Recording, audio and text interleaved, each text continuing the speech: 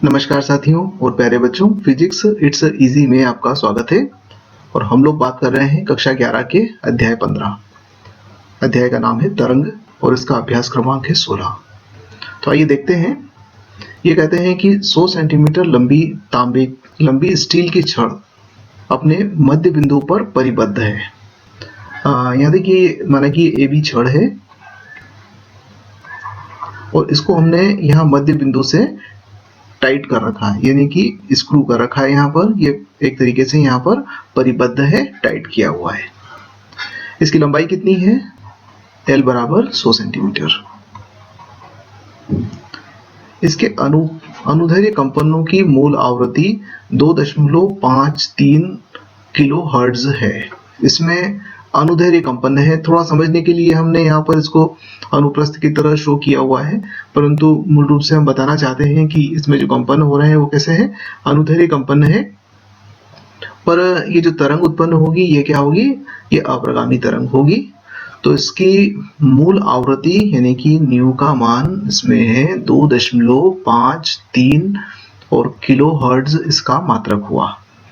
तो न्यू का मान कितना हो जाएगा? 2.53 गुणित 10⁻³ हर्ट्ज। स्टील में ध्वनि की चाल बताना है हमको।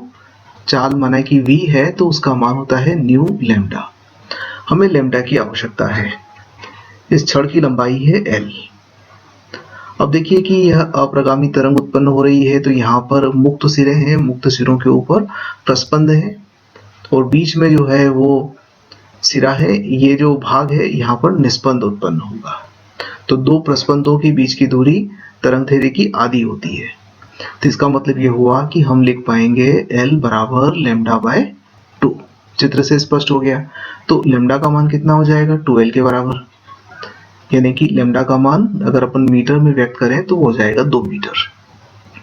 अब लैम्डा हमारे पास है और न्यू हमारे पास है, तो हम चाल ज्ञात कर सकते हैं। V बराबर न्यू लैम्डा से V बराबर न्यू का मान है 2.53 गुणित 10⁻³ और लैम्डा का मान 2।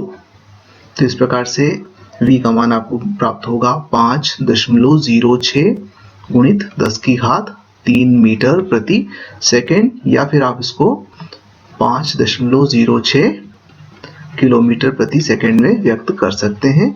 ये हमारा आंसर हुआ अभ्यास क्रमांक 16 का। आइए अब हम अभ्यास क्रमांक 17 देख लेते हैं।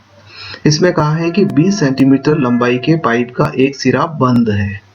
पाइप की लंबाई L बराबर है 20 सेंटीमीटर और इसका एक सिरा बंद है। आप इस पहले वाले चित्र में आप इस चीज को देख रहे हैं। ये पाइप है जिसकी लंबाई L है और इसका नीचे वाला सिरा बंद है। 430 हर्ट्ज आवृत्ति के स्रोत द्वारा इस पाइप की कौन सी गुणावृत्ति विधा अनुनाद द्वारा उत्तेजित की जा सकती है? फ्रीक्वेंसी दे रखी है न्यू बराबर 430 हर्ट्ज।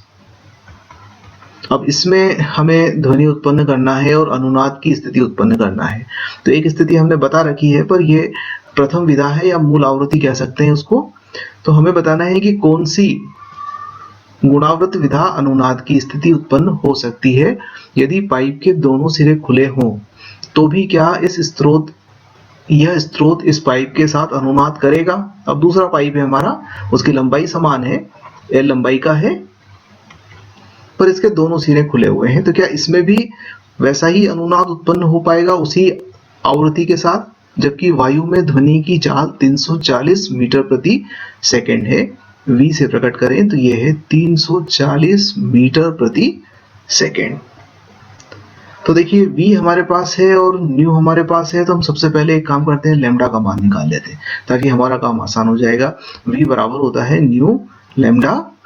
तो लैम्डा बराबर क्या हो जाएगा? 340/430, यानी कि लैम्डा बराबर आ गया 34/43 मीटर। ये तरंगदैर्घ्य है इसकी। अब हमें बताना है कि कौन सी विधा उत्पन्न होगी। तो जैसा कि बंद पाइप के अंदर हम जानते हैं कि जब अनुनाद होता है तो नली की लंबाई L और जो तरंगदैर्घ्य होती है उसमें निम्न संबंध होता है, यानी कि L बराबर 2n-1 लेमडा बाय 4। ये n पूर्णांक है, एक पूर्णांक है। पूर्णांक अर्थात n का मान 1 हो सकता है, 2 हो सकता है, 3 हो सकता है, या इसी क्रम में आगे बढ़ांक भी हो सकता है।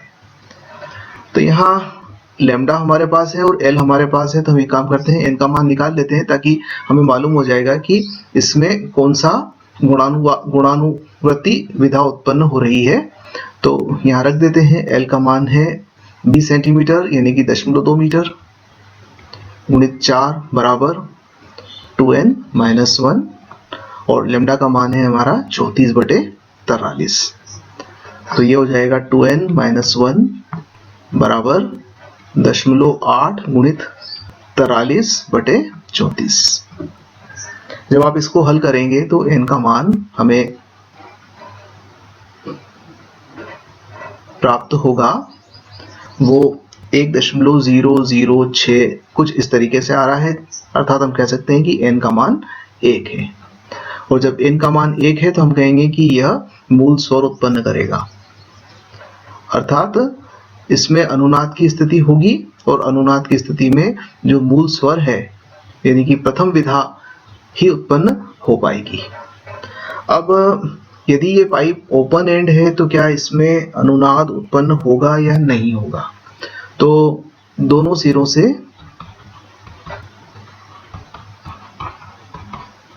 सिरों पर खुले पाइप के लिए बात कर लेते हैं।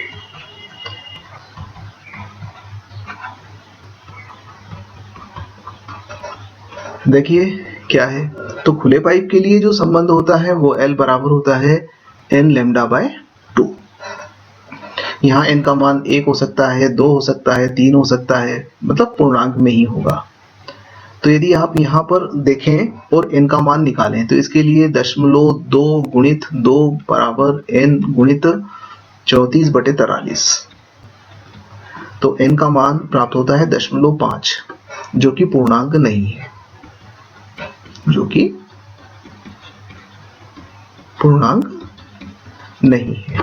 अर्थात अनुनाद नहीं होगा,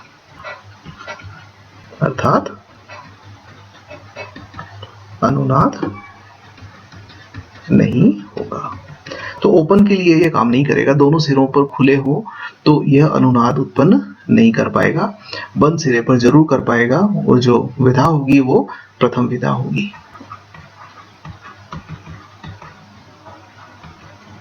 ये हमारे उत्तर हो गए अभ्यास क्रमांक 17 के। अब आइए अपन अभ्यास क्रमांक 18 देख लेते हैं। इसमें कहा है कि सितार की 2 डोरियां A तथा B एक साथ गा स्वर बजा रही है। 2 डोरियां हैं A तथा B और वह एक स्वर निकाल रही है, वो गा है, तथा थोड़ी सी बेसुरी होने के कारण 6 हर्ट्ज आवृत्ति के विस्पंद उत्पन्न करती है। अब ये विस्पंद वाला प्रश्न है।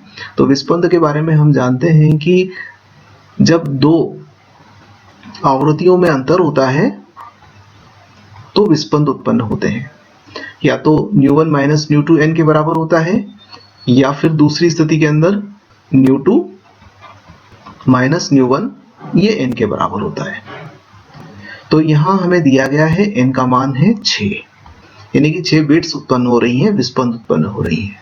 डोरी A का तनाव कुछ घटाने पर विस्पंद की आवृत्ति घटकर 3 हर्ट्ज हो जाती है। अब देखिए डोरी A जो है वो ν1 आवृत्ति पैदा कर रही है और ν1 का तनाव थोड़ा सा कम किया। अब जब तनाव कम करेंगे तो आवृत्ति का मान भी कम हो जाएगा। तो तनाव कम करने पर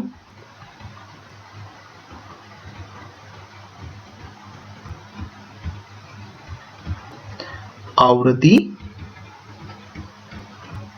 कम हो जाएगी,